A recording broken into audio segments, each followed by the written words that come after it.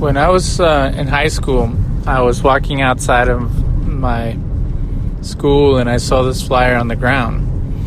I picked it up and it had an image of the New Jerusalem, or Heavenly Jerusalem as known in Christian circles, coming from heaven, and it was some type of alien spaceship or mothership, and it had an image of Jesus, an image of soldiers with the number 666 on them.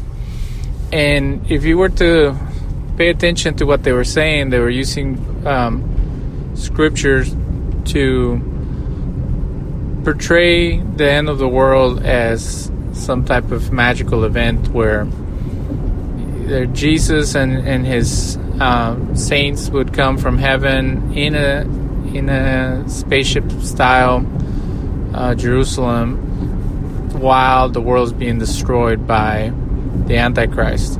So, I could have taken that and say, wow, they finally figure it out. The concept of Ezekiel and John the Revelator, that there will be a new heaven and new earth, and that Jerusalem will come from heaven and either take over for the old Jerusalem or be rebuilt as the heavenly throne of God, and the Messiah will reign. But the Messiah is a trans-dimensional being with this window between heaven and earth that is open, that is this Jerusalem spaceship, and then destroying the old world order. And if you look in Jewish mysticism, it's very Platonic or pre-Platonic, and the idea that there is a reference from the heavenly tabernacle to the earthly one. So you have a correlation between what happens in heaven and what happens here. So it is above, so it is below.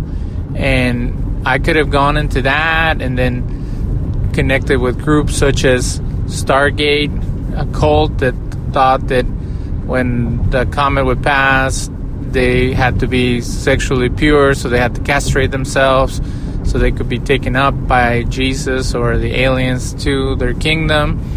And then there's the Raelians and other groups. So if you just follow your imagination and the imagination of others, and you correlate it to mythical ideas or metaphysical concepts from the Bible or other sources, you can create worlds and possibilities that are, mind-boggling. The problem is how do you live that out, and how does that affect you? So, a healthy form of spirituality would be one where it incorporates those ideas, but you're able to function. You're able to create positive things in your life, such as work and take care of your family. But an unhealthy form of delusion comes when you can't stop obsessing over these concepts, and it becomes your whole life, and you make decisions that affect your own life and the life of others. So it's easy to criticize and make fun or to put down people who have fantastical views. That is not my point here. My point is that those fantastical views have to be rational to a certain point. You can say, well, it's not rational to believe that there's a God. It's not rational to believe that there's angels and spirits and the Messiah and this and that. Okay, fine. But there's a logical pattern to these things. If the universe cannot be explained through natural means, it must be explained through supernatural means. If there is a supernatural being, he must be good, because the good is reflected in the way we experience life. If he's evil, then you live in a cruel world that is just that he uses to entertain himself, and he lets us live and die and struggle for his own amusement. If you have a good God, then all goodness comes from him, and truth righteousness, justice, all the things that we value as human beings become part of that expression of his existence. So then you build your life based on these values, and then you pursue things that bring about that. But if you live in a world of fear and chaos where everybody's trying to get you, including the government that you elected, the people who build the systems that you walk in, such as roads and schools and things like that, if there's hidden reasons why everything is the way it is, to oppress you or to, take something from you, then you start making decisions that bring about, that challenge those type of assumptions. So when you see people go crazy and start attacking people and doing things that are irrational, based on irrational fears, then you know that these systems are corrupt and unhelpful. So people who hold really strong spiritual views, most of them have made positive decisions, but there's been a history of people misusing and destroying people and their livelihoods and stuff based on these assumptions. So any system can be corrupted. Any idea or world establishment or institution can be used as a source of ill. But to assume that right now, when things are stable, when the world is running properly in this side of the hemisphere, that it's all an illusion and we're actually all being oppressed and manipulated and set up for some evil plan that has been orchestrated by these forces, that is not only not productive, it is a form of delirium of persecution. You're assuming that everything is for the worst. Let's talk about the real things that are bringing destruction to this world, such as poverty, human trafficking, sexual abuse and domestic violence, the destruction of positive institutions, the lack of funding for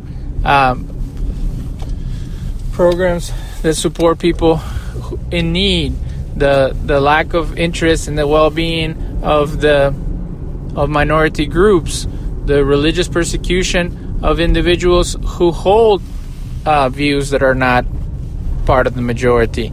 What about all of that? If the true victims are the people who are in power and the people who are the majority of the population and the people who feel that their traditionalist or old school way of life is falling apart, why don't they work harder to keep it going? Why do they gotta be blaming everybody else for the destruction of the family and the destruction of national values and an all-American way of life and stuff like that? Have you seen what people are spewing? What kind of wild perspectives they're focused on? They're not worried about national unity and national survival. They're worried about their particular perspective being supreme and their particular view of the world to be exalted. I want to see people who are fighting for democracy. I want to see people who are fighting for the Constitution and the rule of law. I don't want to see people who are saying their particular perspective is the only way, because that's not what the Constitution says. It says that there should be no establishment of religion. They're creating a religion as we speak, a religion that is based on fear, a religion that is based on cultic ideas that one leader and one person has all the answers. Moreover, if you think about the QAnon conspiracy, I have friends who believe in that, and they say, well, the courts are corrupt. That's why they did not favor the lack of evidence submitted by the Trump team. And then, the UN is going to bring about, in the next 30 years, they're going to try to indoctrinate our children and take away our rights. Again, with this, take one institution that is meant to help leaders overcome challenges, and you demonize it, and then everything that you hate is poured on it. Okay, if there's evidence that they are trying to install a interfaith group for all religions to come together, they're building the church of the Antichrist, syncretistic, destructive ideas. And then if they're trying to get world leaders to sign a peace agreement, it says in Revelation that he will bring a lasting peace, and then wham, he will establish his kingdom.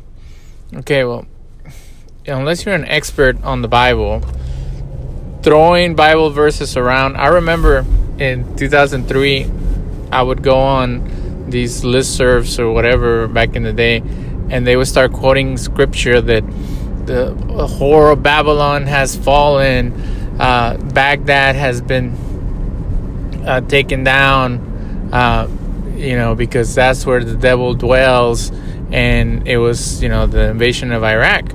20 years later, I still haven't seen locusts and other creatures coming from the sky. I haven't experienced any other revelation. Let's say that it is somewhat connected to the vision of John the Revelator. How is it helpful for me to dwell on these theories? What does it do for me? How does it help? And this is not about just me, about every single human being in the U.S. who wants to live a good life and take care of their families. If I focus on all the possible connections between Saddam Hussein and the Antichrist, and he's dead by now, then his successors are going to be, the children of the Antichrist or whatever. What does that do? Am I going to feel that every person from Iraq has a connection to the source of destruction that was prophesied by the early followers of Jesus? No, I'm going to be like, okay, well, it is, the same place. It is, if you look at the scripture, is actually talking about Rome, but let's say that it is talking about Babylon. Okay, fine. Babylon and, the Iraq, same place. Okay. Are all the elements there? Was there two prophets prophesying and they were killed and crucified and left to die for 3 days and then they came back? No, it hasn't happened. Okay. What about Jerusalem? Has Jerusalem been taken over by one church conglomerate of satanic, whatever? No. Has there been a prophet that has been chosen to bring about the whims of the unfaithful? No. None of those things have happened. So whomever was obsessing over the passages of Revelation and throwing them at us in those listservs in 2003 has to live with the reality that none of the things they said came to be, other than Iraq was taken over by the U.S. On their false pretenses. That's it. We have what people have, like a Teflon memory, like nothing sticks. So now we're gonna create a new allegation. It must be the UN. It must be Angela Merkel or whomever. Like, come on, man. They've been trying to pin the tail on the Antichrist for 40 years or more. And why is that helpful to anyone? Let's say that there is a vast conspiracy of reptilians who are taking over the government. I love the movie V, but you can't live your life based on science fiction. David Icke and all those guys, like, come on, man. Like, it's entertainment. It's not anything else. And again, what is the final plan? How are we going to overcome these forces of evil? If you joined the military to go take down Saddam Hussein, at least you did something. If you're just talking about it and getting mad and calling people names and accusing everyone of being a reptilian, what is that? How is that productive?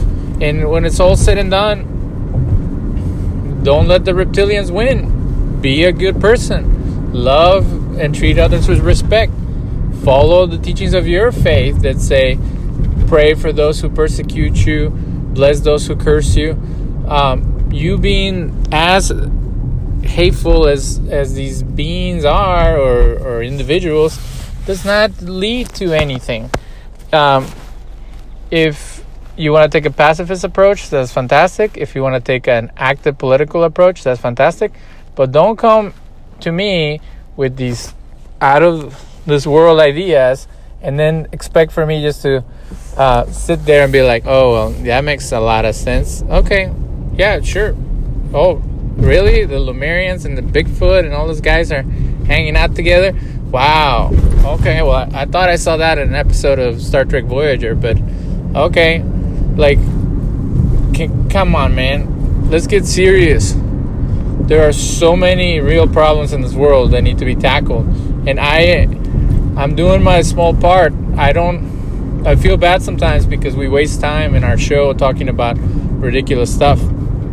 There's a guy that I wanted to interview that he believes that Jesus was a druid. And then after I started digging into his website, I found out that not only does he think Jesus is a druid, he thinks that the German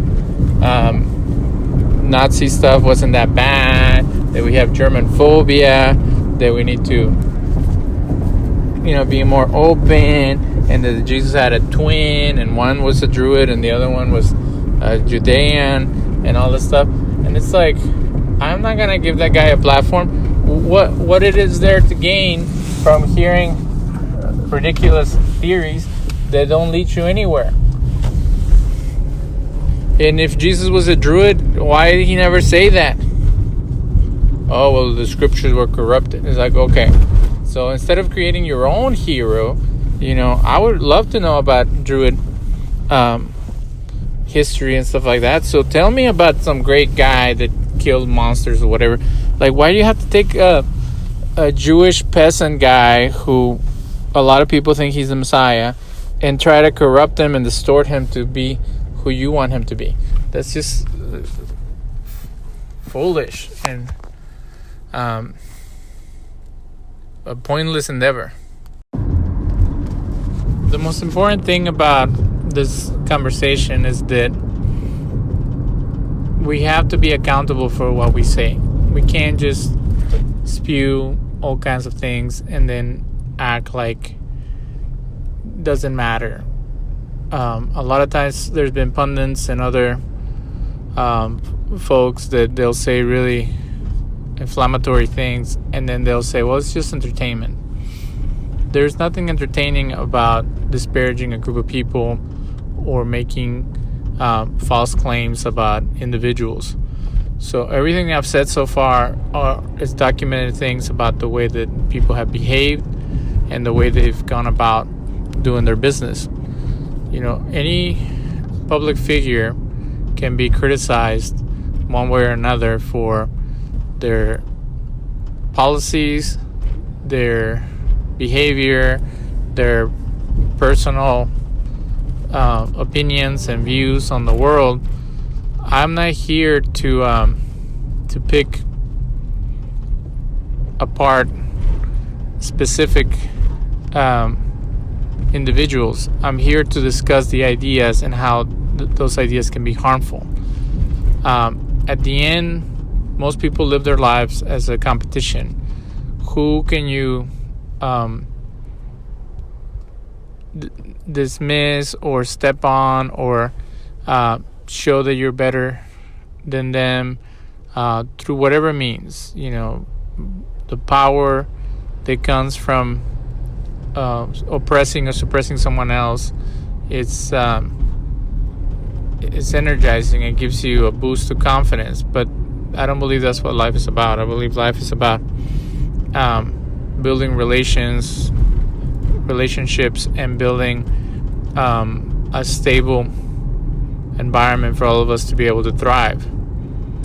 You can say that I'm a hippie or whatever, but I'm someone who believes that we were put here for a purpose and that we should thrive, living an abundant life versus a life of survival. And that's the problem with these doomsday preppers and people like that, where they're survivalists. They're not thinking about living a holistic life. They're thinking about fighting off the zombies or the intruders and things like that. That it seems cool when you're watching The Walking Dead and when you're into that type of stuff, but how is it you can say, well, humans have been able to survive by being like that, about fighting off the forces of nature or each other.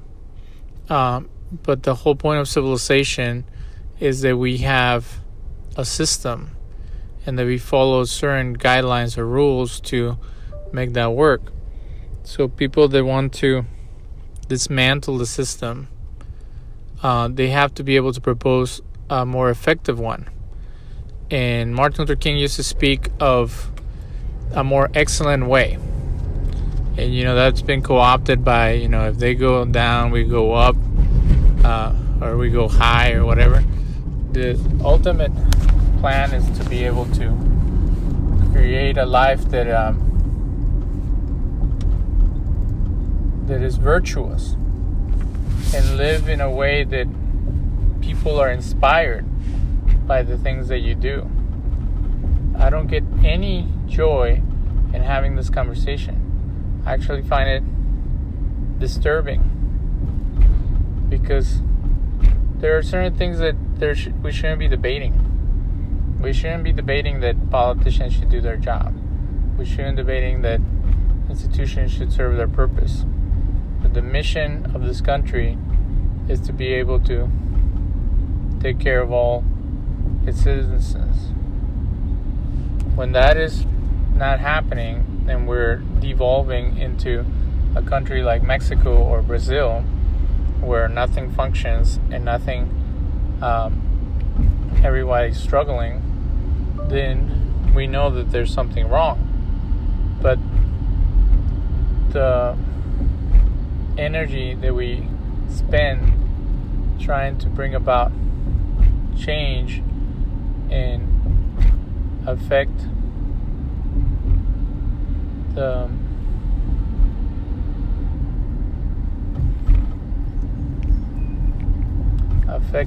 outcomes,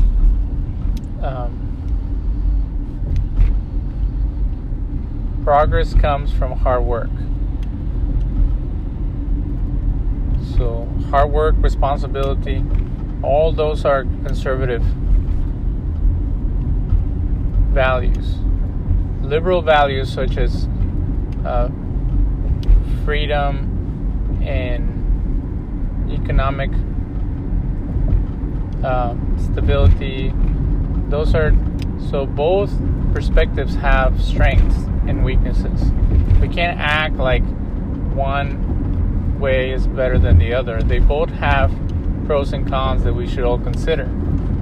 And radicalizing either one group or another is very scary, because in my research into anti-Semitism, you find that the far right and the left are actually strange bedfellows. They both scapegoat Jews, and they both find Jews and Judaism to be abhorrent. One sees Jews as an enemy of the French Revolution values of brotherhood, equality, and the other, because they are tribal. They are a group of people who define themselves in a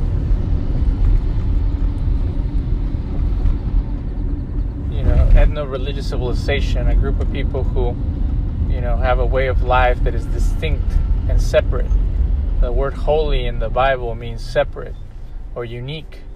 And then on the other side, the alt-right and those individuals who hate certain groups based on their race and ethnic makeup, they feel that Jews have some type of privilege, some type of ability to manipulate the system for their benefit, and that there's a diabolical aspect to it. So on both sides, you have people who either are jealous of the Jews, demean them as a people, demean them as a religion, as a backwards or some type of parasite that affects the world.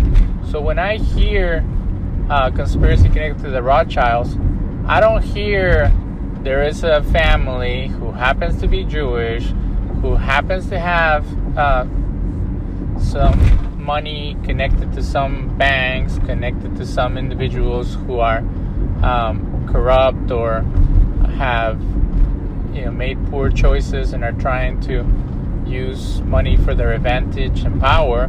What I hear is there's a group of people, part of that one race or ethnic group or religion, that has caused so much trouble. And it goes back to the conspiracy spewed by Mel Gibson and those like him. There's the whole traditionalist Catholic community has traditionalist separatist Catholic community has all kinds of issues related to the Jews being part of creating all the wars and backhanded deals. In both the shooter at the Philadelphia synagogue and the shooter at the Chabad synagogue in California, they both brought those type of conspiracies in their manifestos to the forefront. And you can't tell me that pushing these type of unsubstantiated claims do not add fuel to the fire of people who are deranged and have picked the Jews as their enemy. We have seen people from the Black Hebrew Israelite community coming after another Chabad house at someone's residence with the same type of nonsense from the left, saying that the Jews are enslaving and destroying the black community, that the ships that brought the slaves were Jewish ships when Jews at that time had no power and they were being persecuted in Spain and Portugal, and they were pirates. Some of them were pirates because they had had enough of the persecution. So they claim that the same people who own the ships were the same people who became rich from slavery and now are lording over the African American community.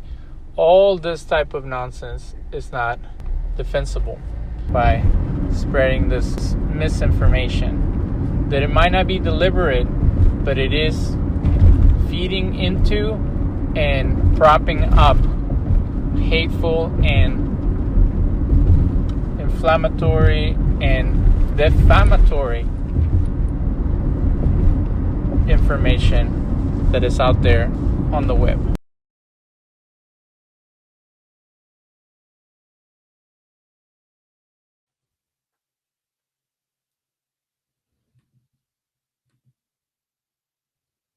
Hey, everybody.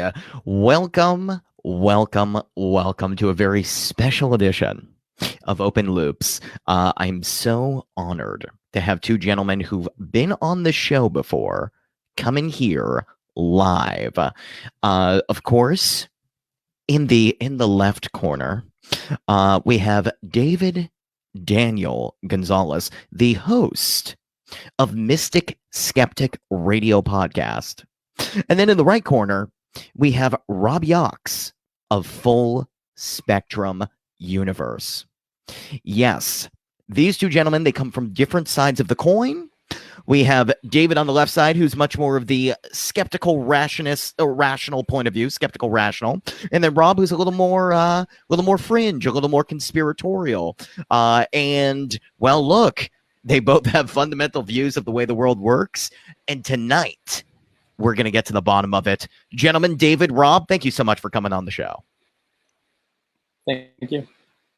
Thanks for having me, bro. I'm excited, ready to get some messages out to people and show people what actual civil discourse looks like and how we can have a conversation. You know what I mean? Yeah. Hey, absolutely. Absolutely. And that's the thing. I mean, I've always said that if we are going to be having a discussion about this kind of stuff, I think both sides need to be heard just as much. You can't just say Pizzagate is something you debunk. You actually have to go inside the intricacies of it from both angles. You can't just point blank dismiss anything.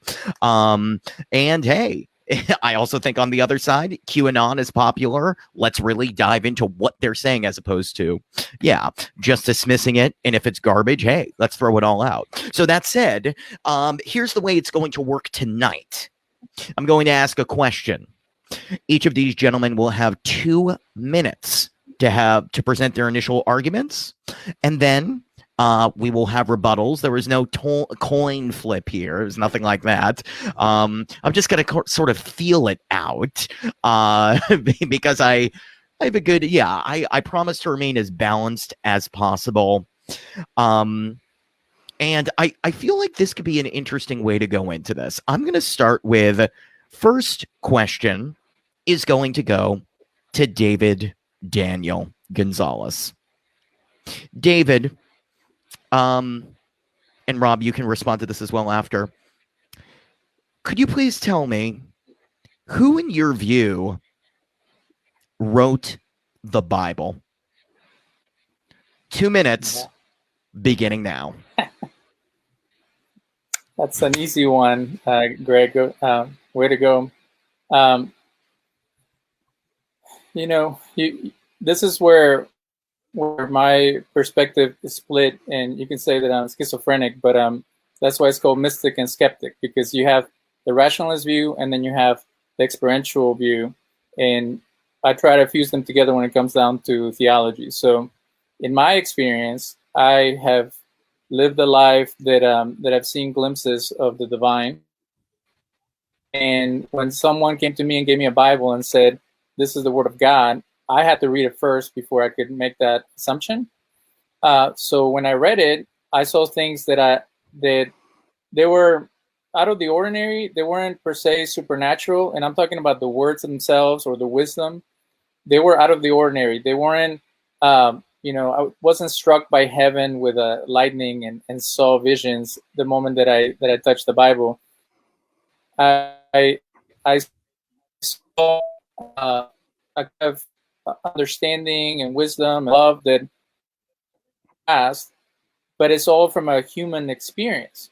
So it's not that you pick up the book and I hate to disparage the Book of Mormon or other revelations, that somehow it has all the answers, or the person who has experienced the revelation can see things clearly. It's more like each individual that reads the Bible gets a specific message from it. And if you go back to the people who created it, they had a particular connection with a source that was out of the ordinary for them. So if you look at religious anthropology, you would say, well, every culture, every tribe in the world had some type of way of describing their experience with the universe. And it's like, yeah, but the Bible has a very unique message. And Well, even that when you is study 2 it, minutes.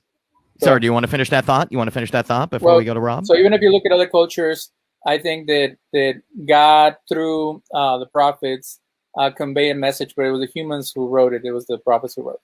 Humans, prophets who wrote it. Rob, your response. Begin.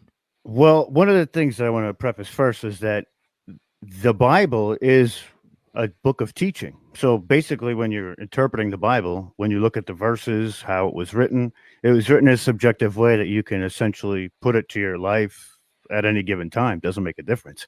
But to me, the Bible is a record. It's almost like a history book back for that time. And what that means to me is that some of the stories within the Bible predate the Abrahamic religions. They are passed down all the way from the ancient Sumeria and up. When they talk about Jesus in the Bible, there is an ancient Chinese story that is exactly the same with somebody being resurrected. The name has changed. There's an ancient Sumerian tale, and there's a Sanskrit tale that tells exactly the same thing. So it is through the perception of different cultures as it goes on, but it becomes a collaboration. One of the things that gets me about specifically the Bible is that at the Council of Nicaea, they decided to take specific verses out of the Bible instead of putting them all together. There was 2 separate councils of Nicaea. So there was 2 times that things were redacted from the full experience of what the Bible was. So to me, the Bible was written by man, and it was seen as life lessons that you go through on a daily basis in those ancient times. But it's also, general enough that it relates now too. My connection with God is not so much in the preface of a specific religion. I see God as my higher power, and I do business with Him right here in my house. I don't need to go to a church or read a Bible or His Word, but it's like a code of morality, I guess you could say. That's where we get the 10 Commandments is where we get a lot of our laws as a civil society. So, I mean, it was definitely written by man in that sense. Interesting. Yeah, that's 2 minutes. David, I was going to go into this a little bit. I'm curious what your thoughts are on the Sumerian mythology and this, because that is something that's frequently brought up in the community of the fringe, the new age, this conspiratorial idea that the Jesus myth is something that's repeated over and over again. Do you have a response to that or anything else Rob said? Well, this idea that there are many other faiths or cultures that have similar stories than Jesus is it's very subjective, because if you watch the Zeitgeist film, he makes all these wild claims that none of them can be proven. And if you study Egyptian or any other religions, there are very small connections or similarities, but there's nothing specific or close. And when you look at the Sumerians, I tell people that Judaism or Israelite religion comes from the Babylonians, because Abraham was a Sumerian or Chaldean that left and had those visions with God. So it's a derivative religion, but it's also a religion that it is antagonistic and does almost like a diatribe against the Babylonian religions. If you study, they purposely want to deny the pantheon and the creation story of the Babylonians and set themselves as unique. So you see that a lot in even Jesus is very particularistic on the way that he views the world compared to other groups. So it's intellectually dishonest to claim that there are more similarities and differences when you actually look at the text. Rob, do you have a response to that? Well, when you say that, but you actually agreed with what I said in the sense that they take certain aspects of those stories, and what do? They move them forward and progress them. They take pieces of what those stories were, and hence that being the same story as Jesus. Just like when you're looking at all the different cultures that are around the world, they all talk about a great flood. So there's certain points in time that come together. They're just related, and I guess in a different way or come from a different angle, but the characters still remain the same. There was still somebody in the ancient Sumerian text that rose from the dead, He was still there, and he was the son of the all-knowing God, not just the God. There was a deity, multiple deities at the time, so it's very similar. It's very similar. You can find a correlation. You just got to look for it. If I can say one point related to that, Yeah, sure. it would be the same as saying, the Romans and the Greeks created the democracy, and then the church took over, and then the empires, and then the French Revolution, and then the American Constitution.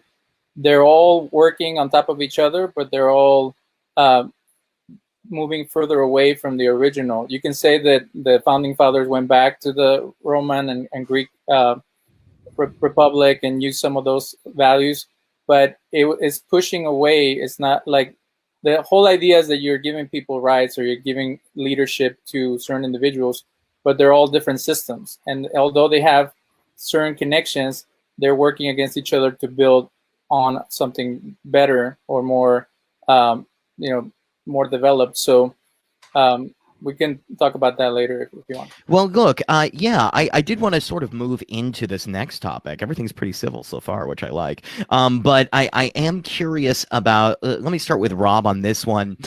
You have certainly, I mean, look, we are both, Rob and I, full disclosure, are appearing at this conference, Forgery Unmasked, put together by Omar Faizi, March 27th through the 29th.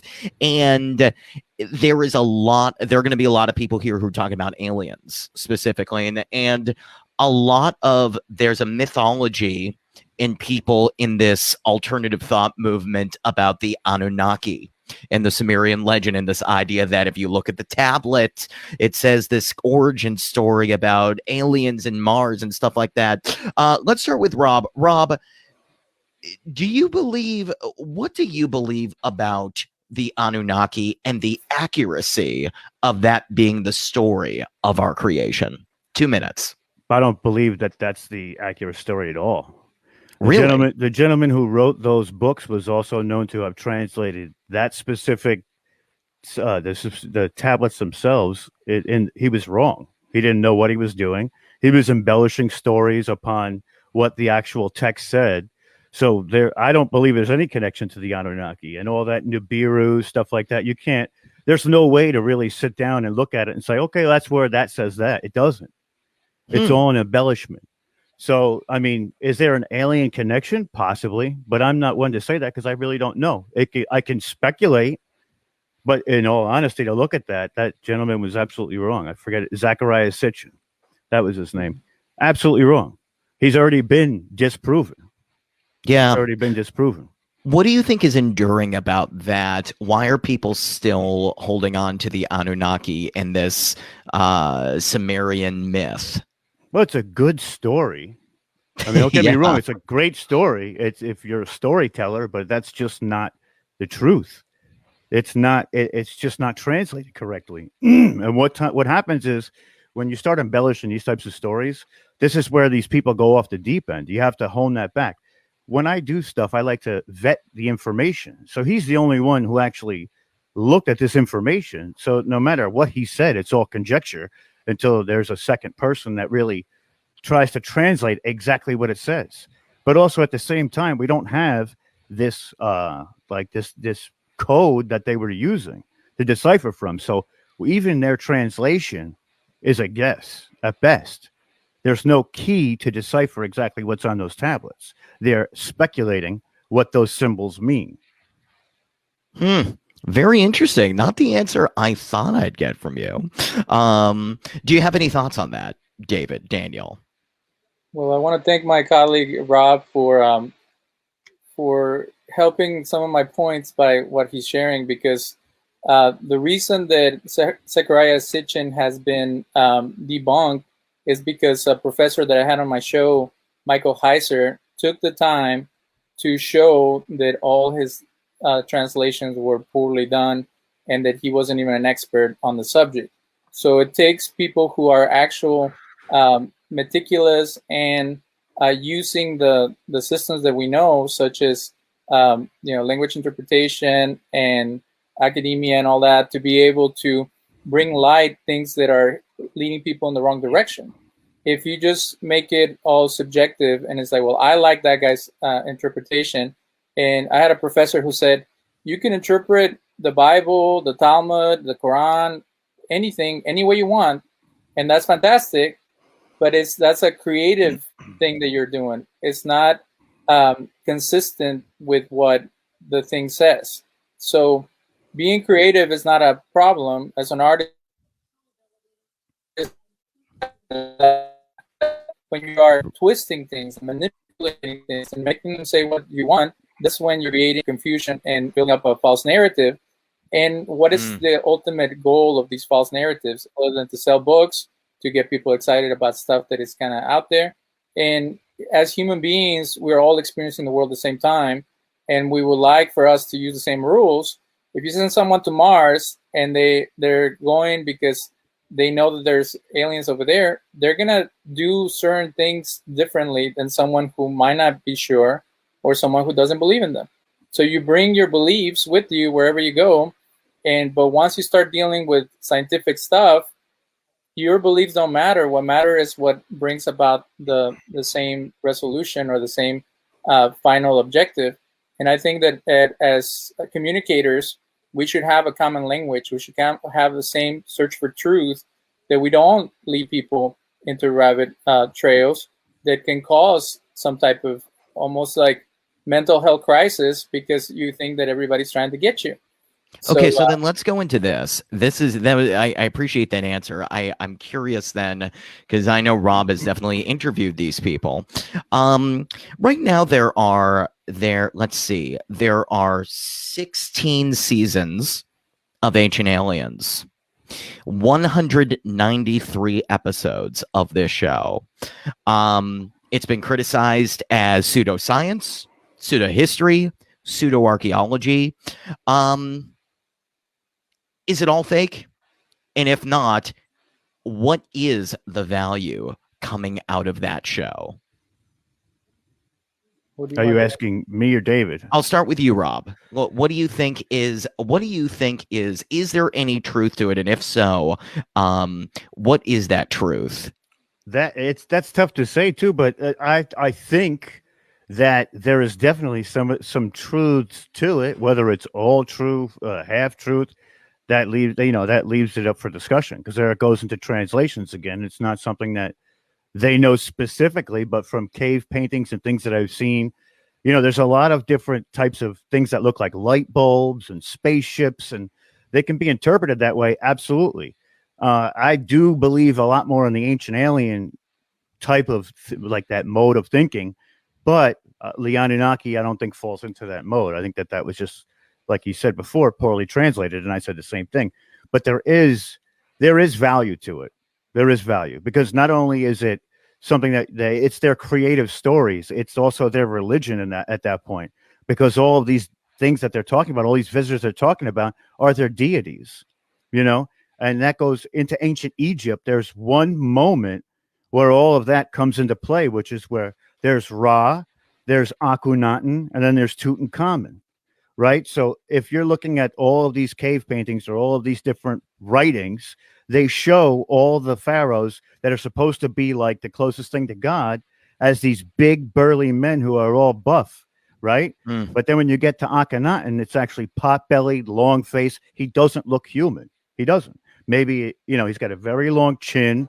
It looks almost like that. And then his son is the same way.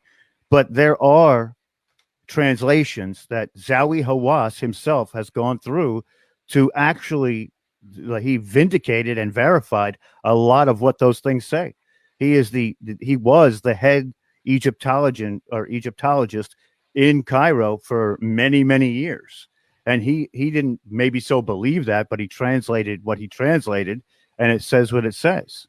So you believe there is evidence from Egypt that points to a highly likely chance that there could have been alien presence here? More of an advanced civilization. Civilization. Maybe not so much that it's absolutely an alien thing, but there's definitely a advanced civilization.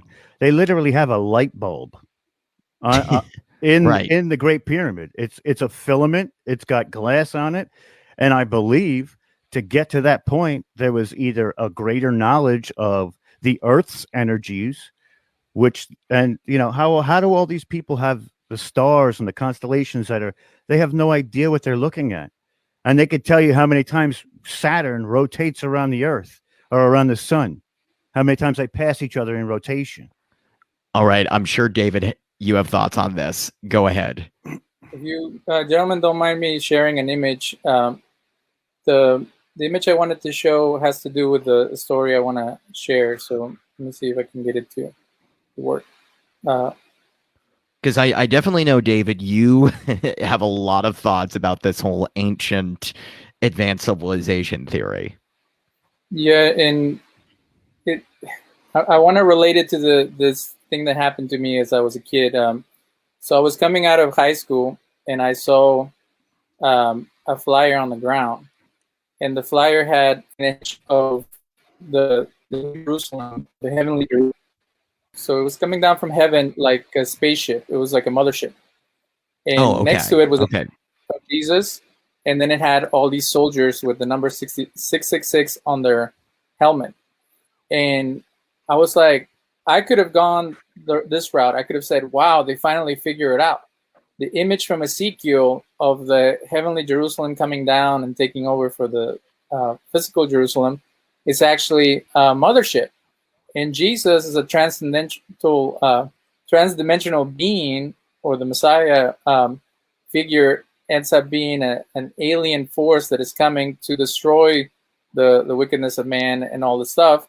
And I could have gone that route and start thinking about the Raelians and Heaven's Gate and David Koresh and all these people who have taken a very creative approach to the Bible, and they've done crazy stuff like castrating themselves so they can be pure enough so the comet would take them.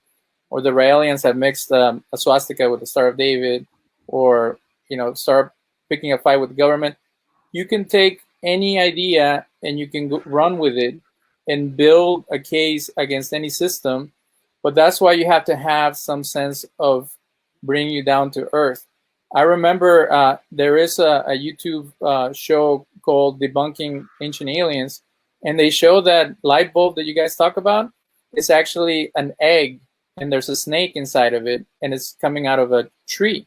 So the mythological images of the Egyptians are hard to decipher. Why would there be a snake that looks like a filament, and why would there be a circle around it?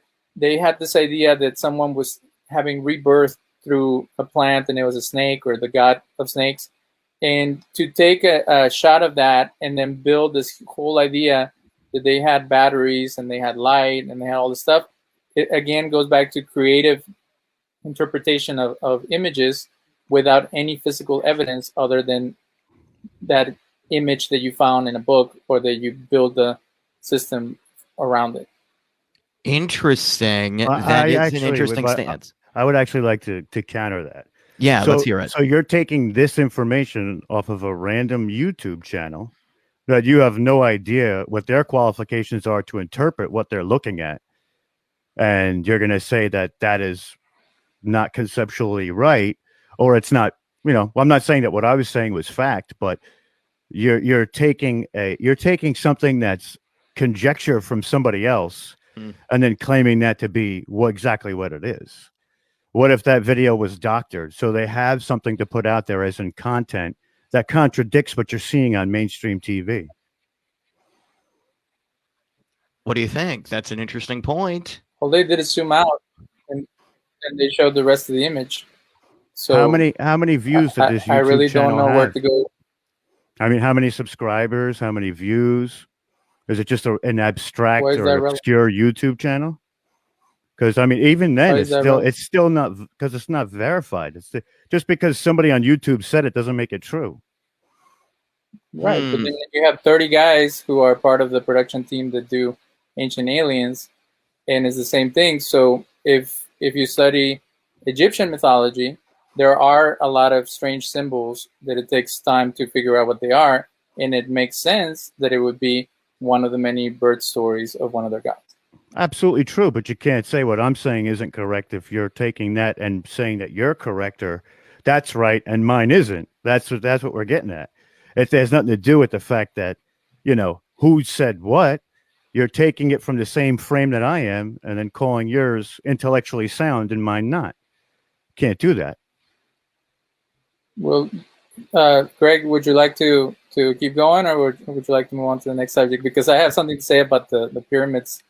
The pyramids. I mean, I am very intrigued. I do think his argument, the problem with Rob's argument is it's a great point, but it also starts leading us down to very philosophically heavy points about, well, I mean, even right now, could both of you be simulations I'm talking to? Stuff like that. I mean, CIA agents. We were planted to bring down the system. Well, Right. no, it actually does nothing. That has nothing to do with it. For one of us to say that ours is ultimately the proof or right would be wrong, because I'm taking my information from a book. He's taking his from a YouTube channel. There's nobody on the ground there right now showing us the picture and saying, this is what it means. I know that for a fact. Let's talk about your theory about the pyramids being made with a 3D printer. Can we discuss that? Hold on. That's not the point of a debate. A debate is for him to ask the questions, not to take what I've said and try and debunk it. Because what you've done now is you're going through this and you're picking out points of my argument and then basically trying to say, well, that's not right about that. That's not right about that. That's not how a debate works. A debate is back and forth. There is no, I get to look this up before you get here. I'll and then give he you gets that. to look that up. But if we're going to be talking about the Egyptians and we're going to be talking about them having an advanced civilization, I want to share how I believe that the pyramids are a great feat of. Okay, you know what that is? I will allow that. Portrayed as being done by some. Okay, let's do it then. You know what? Let's get into this. I'm very curious because I've had a lot of people on that have disputed that the pyramids were possible. It makes no sense the way they could have been built. It seems like it's just the way the bricks line up perfectly.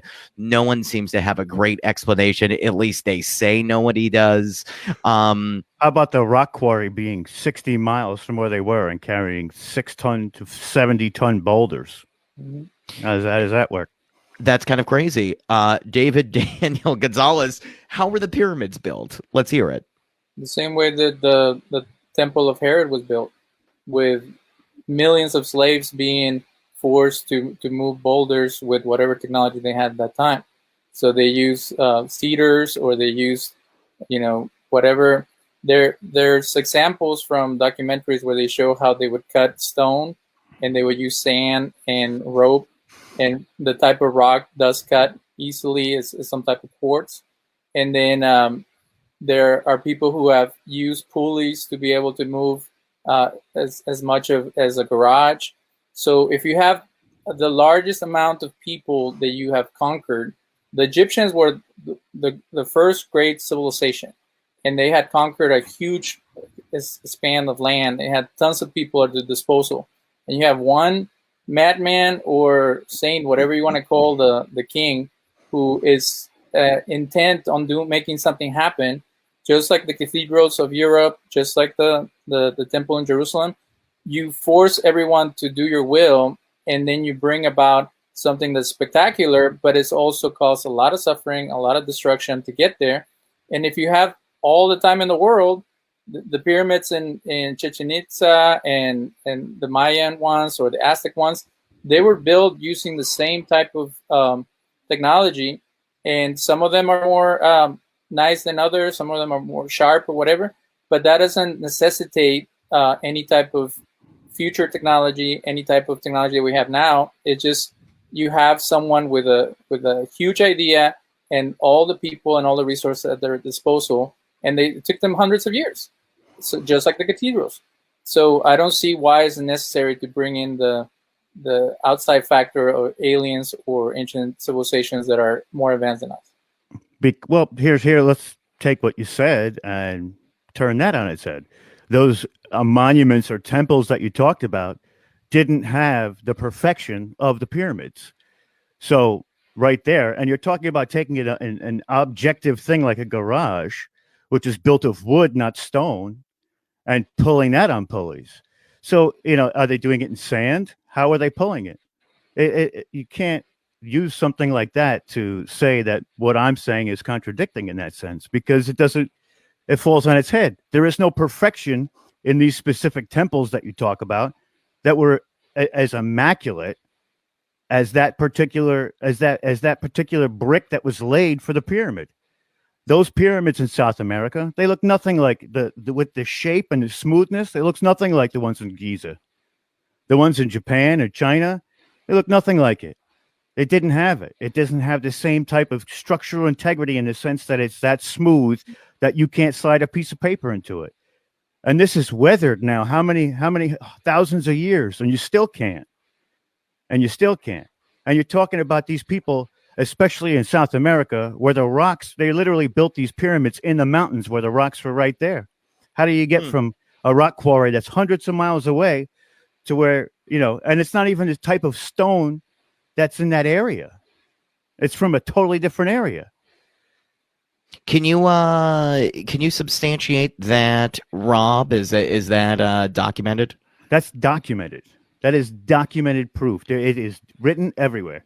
And I even have an article I could pull up right now that says slaves did not build a pyramid, by CBS News, mainstream media. I know I don't believe it, but all the way. But yeah, they're talking about that. What do you think about that, David? Daniel, the thing about the quarries is interesting. The landscape could have been totally different. They could have had rivers and streams that help them move stuff around. There's so many, I'll give you that there's missing elements. And there was nothing more in the world that I would want for all these Graham Hancock ideas to be true. As a kid, I used to love when, the movies about the hollow earth and all this stuff. It would be awesome, alien versus predator kind of scenarios. But it goes back to, if it's truly an amazing technology or a alien type of thing, there would be lasers, there would be some type of thing that we're not familiar with. They are very strange that they have this weird path that goes into the middle of the pyramid, and it keeps the pharaoh in there, whatever. It seems like a waste of space. They could have made it hollow and had all kinds of stuff inside. So it's a very strange, out of the ordinary stuff. But I think that that's part of the problem, is that when something doesn't fit, it has to be, it's almost like religious people. They say if something doesn't make sense, it has to be supernatural. No, it's just we don't know enough to be able to go there. So I've seen times where people, if it wasn't God, who was it? And people say it's the aliens. Now, it's a little more fashionable to say, well, it's not God, it's not the aliens, it's these superhuman civilizations from Star Trek. I really don't like. How do you counter something like that is so far back, and there's no proof, like really strong proof that can be displayed? I have a question for you, David, actually, about belief in the nature of these supernatural things. Can I interject very quickly? Oh yeah, first, sure. Before we go into another topic.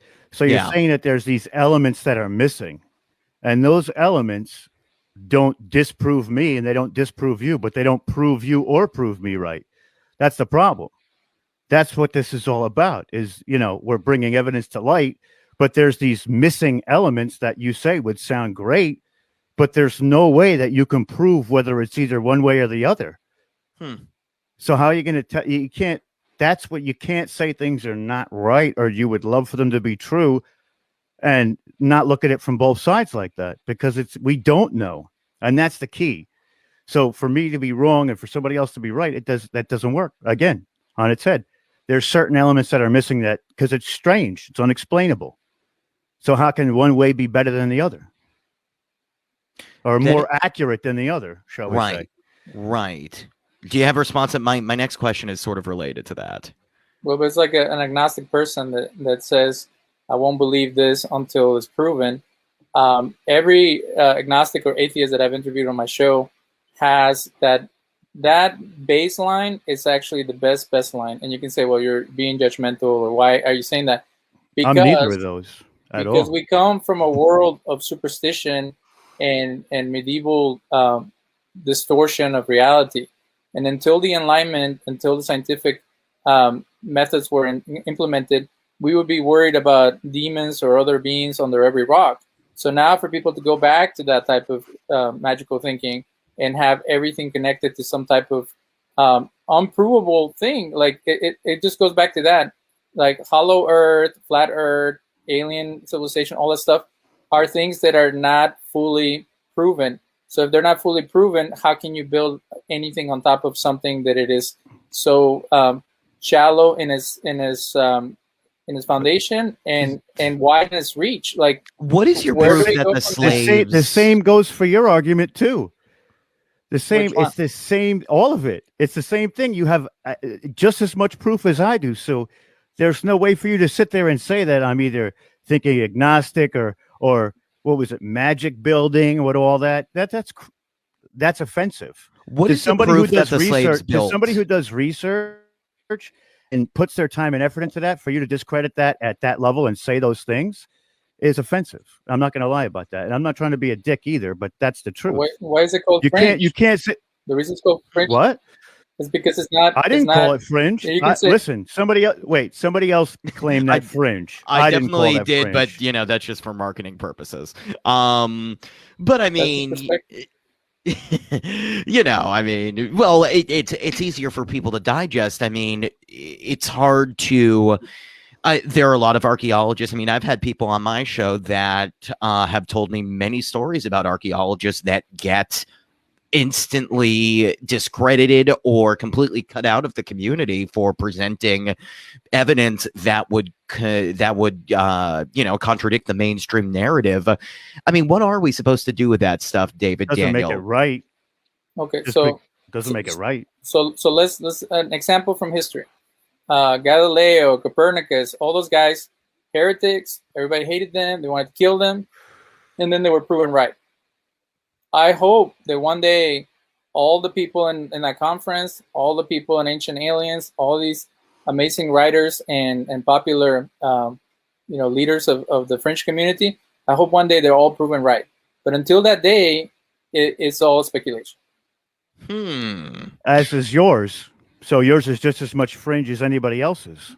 Well, let's get to the other topics, because there are some things that are very concrete that I want to see if Greg will bring them up. Interesting. Well, we're gonna get there in a second. I do want to philosophically. This is a philosophical question for you, David. What makes you so, as someone that does practice a Abrahamic religion, you believe in it? What makes you so sure that your perspective is right versus someone that goes full into aliens? Why would you consider your practice more tolerable or something that you could follow versus somebody else? It's not a spiritual arrogance, or Martin Luther King used to call it almost like religious pride or something like that, when someone like lords over their views over you. It's more going back to the experiential aspect of life. And if you're only a rationalist or only a skeptic, you live a very lonely, sad life. So in my view, you look at things from a logical perspective when you start viewing the universe. So if you separate the two perspectives for the universe, one is that it came about in a natural way, and the other one is that it came about in a metaphysical or supernatural way. One that makes sense for me is that it's because not everything can be explained, and that goes to Rob's perspective. And then from there, what kind of deity or reality do we live in? Do we live in a cruel one that is all about power, sex, and money, or do we live in a good creation that is meant to help us grow and become better? If we live in a cruel one, then God or the universe is just doing this for his amusement, and we're all trapped in this game. If it is a good God, then the things that we experience, such as truth, righteousness, justice, are all expressions of this reality. And the more we get closer to those, the more we connect with him. So to me, it's a choice to pursue that type of perspective, but there's still a lot of unknowns, and there's still a lot of things that are out of our purview. And what a lot of theologians would say is that we can apprehend the existence of God and the existence of the supernatural, but we cannot comprehend it because we're limited in our ability to do that. So that's where I'm open to some ideas, again, because the rationalist perspective can only go so far. But you have to use your visions, and your experiences have to make some sense, and they have to be logic to a certain point.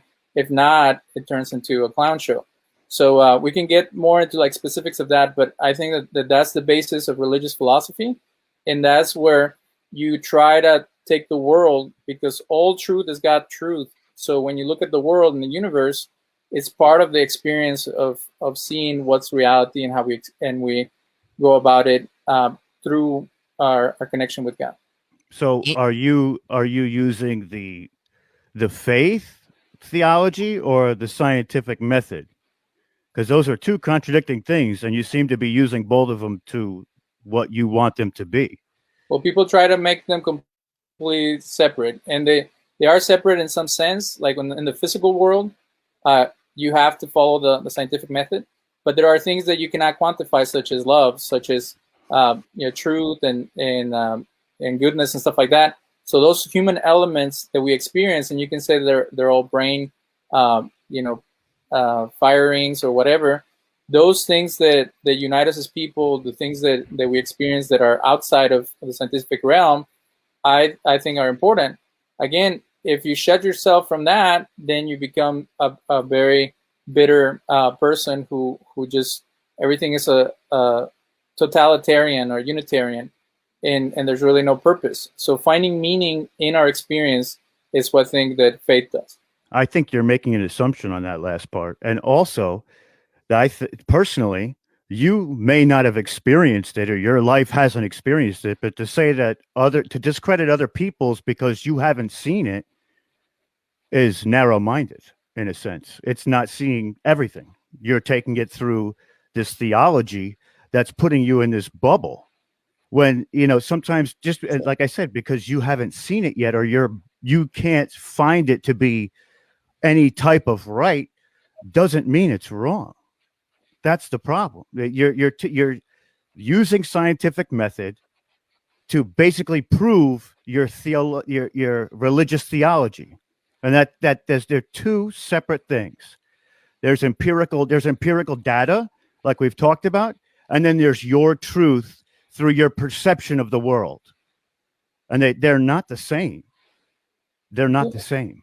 I'll give you that. So there's different ways to look at things, but if we talk about conspiracies, then we can talk about how do you go about finding out if those are true or false. But that goes with everything, not just conspiracies, not just faith, because somebody who isn't of the same faith as you is going to have a different theology. Sure. And then they're going to use the scientific method to prove their theology right and yours wrong. David, but it doesn't make it any more right or wrong. That's the problem. Right. No, I that is a tough position. I mean, I would say right now, David, there are hundreds of people that have claimed to make contact with UFOs, probably hundreds of people that have been abducted. What do you make of those experiences? Like I shared with you in the show we did about UFOs, is that it's kind of like an exorcism. If someone says, I have a demon, or my daughter has a demon, or something like that, if you jump to the demon conclusion, then you can cause a lot of harm, and there's people who actually died when people are not giving them medical treatment. But if you jump into the scientific approach, like the Catholic Church has, they send a psychologist, send a counselor, social worker. They do exhaust all the different means that are acceptable to society, and then they move on to the mystical perspective. I feel that they still get there. But I feel that the folks in the UFO community, they do the opposite. They go to the. That's not true. You're painting a broad brush. Well, and that's what it seems like to me is that if it's not your point of view, it's all speculation. And that's what Omar has said in the comments. It's the same. It's exactly right. Let's get to it. Let's not make it personal. Let's get to some of these issues, because some of them are very earth-shattering problems that can be brought up related to that. So we're talking about political things too, but everything we've discussed so far has been. If there's individuals who have seen a UFO and had an alien experience, you're gonna take that like any. That's what I'm supposed to do. They're supposed to study it. They're supposed to document it. There's evidence they can, and then it's there. So if they unlock the Area 51 or they unlock the FBI records about that, and it correlates, then we have a case for alien takeover of the world. But there was nothing before. Like, until they started doing that, it was all out there. So I'm glad that there's some people who have actually trying to take. They have a plan. All I want is a plan and something that can be backed up. Well, same can be said about the theology of the Book of God, with Sure. angels being seen, and they can Sure. document that, but nobody knows how true that is. For thousands of years, people have been trying to figure it out, and they still haven't been figured out. So I'll give you that. But again, what method are you using to find your truth? So we can go to that if you like. Everybody's method is different. Everybody has their own way to get to that spot. So there's no right or wrong for that at all. There's no right or wrong. So when it's about research. You could do research. You could take eyewitness account. You could take basically anything. And Omar just brought up a good point in the comments. He said, "What are you saying about the 50 kids who saw a UFO landed in their field at their school?" I mean, I am curious, David, when you hear of these mass sightings, these collective group hallucinations, and they are more recent rather than just the traditional, we saw the burning bush or something like that, when it's very recent. How do you, if it's not that, how do you explain it? The Fatima, there was 3 kids, and there was 500 people that saw the Virgin. And then if you say more recent events, it's still an unknown. I told you my theory about the Roswell thing, and you can say, well, they talked to someone who talked to the alien. I saw this documentary where there was a lady that was having tea with the alien and giving her books to read and all this stuff. And again, it's just one person who wrote it down or passed it on. So this story of the children, has it been fully documented? Has their proof been cataloged? Has it been brought to the authorities? There's so many elements that need to go there, and then we can have a serious UFO. And if you guys have a serious group that does that, I would love to partake. I would love to look at all the evidence. It's like evolution. You talked about aliens versus apes. I can tell you that I've seen the fossils, and I've seen the different theories and all that, and I still feel there's a missing element from the evolutionary record. But again, he's going to say, well, that's your opinion. Okay, fine. But no, wait, you said I said aliens and apes? It was that was something I was saying. What exactly did I say? He didn't say it. That was also the marketing. I think my marketing of this debate has screwed up things a little bit. Well, I just meant in terms of there is, I did an interview with Stephen and Evan Strong, who are going to be at this conference that really spurred this debate, Forgery Unmasked, which Omar in the comments, he's the curator of, the host of this. Stephen and Evan Strong, I did a podcast with them. They presented lots of what they consider evidence, replicas of skulls, showing that, this just isn't human. It does not seem to fit in with the narrative of traditional chimpanzees, gorillas. They also made a really interesting point about how the way faces evolved. Something doesn't make sense about the idea that if you look at the way apes actually turn into humans, the idea that we each have different faces, there's something missing there. So they presented a lot of evidence. So I'm going, okay, so on the one side of it, people think there are aliens, and Stephen and Evan Strong in this case believe in the alien origins in Australia. And then there's the out of Africa theory, which is more Darwinian, evolutionary, that sort of thing. That's the broad view. I put those as a dichotomy. I'm not sure that actually should be the dichotomy, but I am curious what you think. What's missing in evolution, do you think? What's missing is the forward pattern, because when you see mutations, they're usually negative, and they affect the way that the creature is able to survive. So now you have mutations that are going up towards perfection or towards a more advanced being, and so there has to be a push, like something or someone has to be pushing forward, and that's where the alien idea would make sense, where they came down, and like the movie Prometheus, they implanted their DNA, or they made love to an ape or whatever. So the pattern forward, but then the pattern forward is not as perfect as it's supposed to be. I mentioned that in another interview that I did, is that the cells and the viruses are the most adapted beings in the universe that we know of, and humans are very fragile. So why would you create a being or bring about some animal that has fears and confusion and stuff like that is really hard to take care of, when you have these super powerful beings that were there from the beginning? So it doesn't fit the idea that everything's moving forward. I got something on that too. I've always wondered that, actually. That is a point that I've brought up frequently with some of my guests. Rob, what is your point on that? First, to say that mutations are always backtracking or making it more vulnerable. Look at the polar bear. Came from the brown bear, extended its neck so it could go to the ice and hunt the seals. It has a white coat, which is thicker than the brown bear, so it can live in those sub-zero temperatures. So evolution doesn't always go backwards, one. And if we're talking about these all